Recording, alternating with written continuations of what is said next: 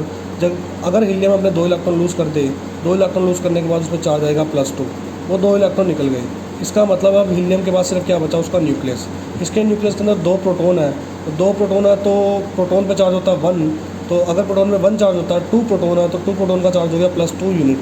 +2 unit क्या हो गया? चार्ज। किस पे चार्ज हो गया? ये अल्फ़ा पार्टिकल पे। मास कितना होता है बच्चों? मास होता है 2 यूनिट। तो अपना प्रोटॉन का चार्ज भी 1 होता है, आपने यहाँ पर देखा, और मास भी 1 होता है प्रोटॉन। और आपको पता है हीलियम के न्यूक्लियस में 2 प्रोटॉन है और 2 न्यूट्रॉन है। प्रोटॉन पे का भी मास 1 है, न्यूट्रॉन का मास भी 1 है। तो टोटल यूनिट कितने यूनिट हो गया? 4 यूनिट मास हो गया। तो इसका मतलब हीलियम का जो सिंबल होता है वही अल्फ़ा पार्टिकल का सिंबल होता है। लेकिन अल्फ़ा पार्टिकल क्या बोलते हैं? हीलियम का जो न्यूक्लियस होता है, जो न्यूक्लियस मैंने बनाया है, इसका नाम ही क्या है? Alpha particle. और ये अल्फ़ा पार्टिकल जो है ये हीलियम का न्यूक्लियस होता है। हीलियम के न्यूक्लियस को अल्फ़ा पार्टिकल बोलते हैं। इस पर +2 यूनिट चार्ज होता है, मास होता है 4 यूनिट। तो अब इस बेरिलियम की थिन शीट पे जब अल्फ़ा पार्टिकल को स्ट्राइक किया गया, अल्फ़ा पार्टिकल क्या है? हीलियम 2 4 या अल्फ़ा भी लिख सकते हैं। तो यहाँ पर न्यूक्लियर रिएक्शन है, न्यूक्लियर रिएक्शन में चार्ज बैलेंस किए जाते हैं। 4 और 2 कितना हो गया? 6। तो 6 एटॉमिक नंबर किसका होता है? कार्बन का। और कार्बन का एटॉमिक मास कितना होता है? 12। और यहाँ पर 9 और 4 13 होता है। 12 तो आ गया, एक मास बच गया, और वो 1 मास था न्यूट्रॉन का। और न्यूट्रॉन में चार्ज कितना लिख दिया? 0।